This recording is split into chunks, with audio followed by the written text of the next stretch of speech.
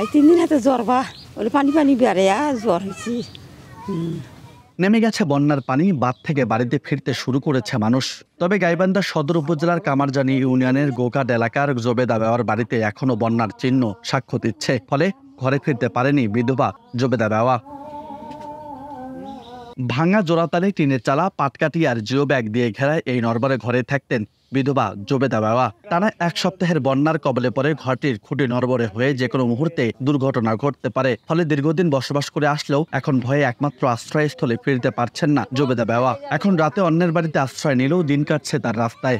মানুষের বাইর থাকুন বা বাইর থেকে পাবনা বা আই 3 দিন হাতে জ্বর বা ওলে পানি পানি বেড়ে জ্বর হয়েছি। ষাটোর্ধ্ব জোবেদা বেওয়ার স্বামী মারা গেছেন প্রায় 25 বছর আগে। দিনমজুর 2 ছেলেও মাকে একা রেখে থাকেন ঢাকায়। অসহায় জোবেদা বেওয়ার জীবন এখন চলে মানুষের করুণায়। দীর্ঘদিন থেকে তিনি এমন অসহায় জীবনযাপন করলেও নজর পড়েনি কোনো স্থানীয় জনপ্রতিনিধির। এছাড়া জোবেদার ভাগ্যে জোটেনি সরকারের কোনো সুরক্ষা ভাতাও। মানুষ দুগুলো খিলে দুগুলো চায়া খুঁজি খাই, এই অবস্থা বা মোর ভাটা টাটা কিচ্ছু নাই।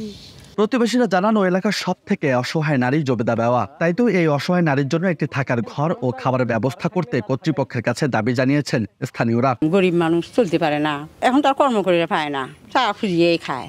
ও আমার গ্রাম সম্পর্কে দাদি হন। তো ওনার বাড়িতে বন্যায় পানি উঠছে, থাকানির সমস্যার কারণে আমাকে বাড়িতে আইছে। দিনের বেলা রাস্তায় আশ্রয় নেয়, রাত্রের বেলা আমাকে বাড়িতে থাকে। এমন অবস্থা ওনার আশ্রয়টা পর্যন্ত ওনার সঠিক মতন নয়। এখন ওনার খুবই খাওয়ার কষ্ট, নেওয়ার কষ্ট, ওনার কোনো থাকানির কষ্ট, খুবই সমস্যা। ওনাকে একটা ঘর দেওয়া দরকার, অথবা ওনাকে কিছু খাদ্য বস্ত্র চিকিৎসার জন্য কিছু টাকা দেওয়া দরকার। তার হচ্ছে অনেক একটু সমস্যার মধ্যে উনি রয়েছে, যে ওনাকে কোনো সহযোগিতা করতে পারলে তার জন্য খুব ভালো হতো।